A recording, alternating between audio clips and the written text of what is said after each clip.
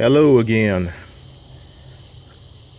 I'm doing this video because I was having some problems starting my 2003 Ford Ranger 2.3 liter four-cylinder. What was happening was every time I would turn the key, I would just get a click, one click. That's it. Tried that a few times, and so I thought, oh, starter must be going out. All right, before I jumped to the conclusion of buying a starter, I checked the battery. Battery was good. I went on ahead and threw it on the battery charger overnight just to make sure it was good, and I tried it again the next day. Same thing. One click, that's it. All the lights on the dashboard, all that stuff stayed bright. It did not dim once I turned the key.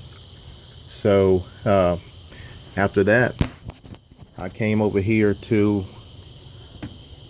my fuses,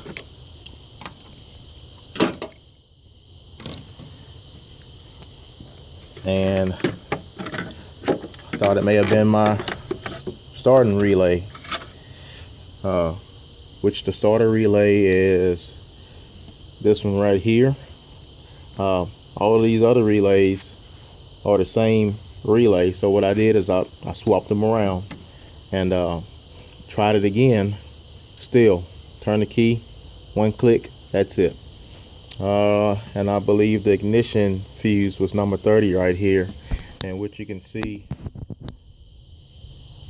all of that's still good. So everything checked out in the fuse box. All right, so all of that, I figured it must have been the starter. My battery looked pretty good.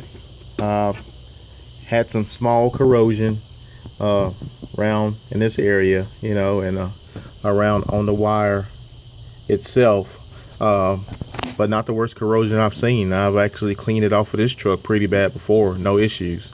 So I went through the process. I put the starter on, and on this truck I have aftermarket wheels. It's not your standard 14 size diameter that I believe they came stock with. So I had to get under here, change that starter out right there. It wasn't too bad to change that starter out. It's a little tight fit. It's easier for me. I took this wheel off. It was a lot easier to do it than trying to do it leaving the wheel on. I saw some people made videos with leaving the wheel on to remove the starter.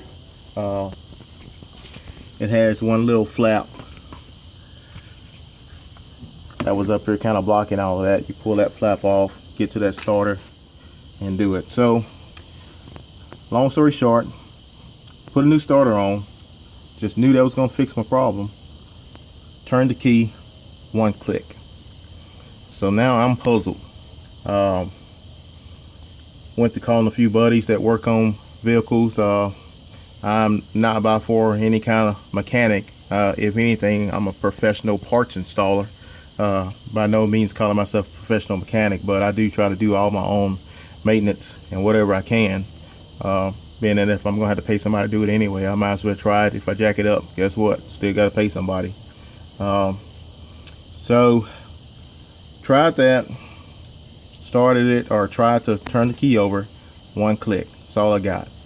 So man, like I said, I'm puzzled. So now I'm thinking maybe it's something to do with the patch device. This truck is equipped with the patch device with the security key.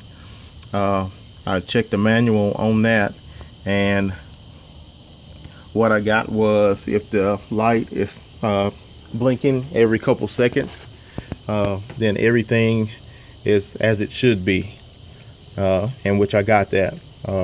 Tried the keys, both keys did the same thing. So I was almost ready to load it up and haul it off to the dealership, which I would very much hate to do, just because I just don't have the money to pay the dealership when I know it's probably gonna be $1,000 or better, you know. One of my buddies was telling me to check it, so what I did is have to check it with the voltmeter. So what I did was I put my voltmeter negative on the negative of the battery, and I put the positive lead on the positive which you see the positive wire running down the positive on the starter, and with it just sitting there, it read low voltage with it on there, and when I turned the key over, it lost all voltage. Okay, so then I swapped it. I put the positive lead on the battery for the voltmeter and the negative lead of the voltmeter on the negative cable, which you can see it way back there on the starter, the black cable. And I got 12 volts at the, just by hooking it up, and when I turned the key, it stayed at 12 volts. So that right there let me know that I had a problem somewhere in my positive cable. A couple of my buddies told me that the cable can corrode not only at the ends, but can actually start to corrode or get the battery acid through the wire, and that would make a bad connection in the wire itself. So after about going on probably 2 weeks now, I've been dealing with this issue, trying different stuff every day, trying to, you know, see if I can get it going. Finally, on this last day, decided to change out the positive cable from a battery to my starter. This cable actually goes from the battery positive all the way down to my starter. What I had to do, I could not find a cable that just came with bare end, so I had to just buy the cable, which was a 36-inch cable. What I did is just cut the end off that I didn't need, and then just made my wire exposed like I needed to go inside my battery deal right here. This other wire is the deal wire that goes to the alternator, I believe, so it was fine. I didn't have a charging issue at this time, so I put it back in there. So what I did was cut the end off, attach the other end to the starter. I did have to put the end in a vise and bend it so that I can get the L shape that I need to fit on the starter correctly. You probably could leave it straight with no issues. Just make sure you tape up or either heat shrink the exposing metal that sticks up, so that you'll have everything covered up that's a positive, you know, lead that's going down that way. So hooked everything up, truck fired right up. So all this headache that I was going through was due to a faulty positive battery cable.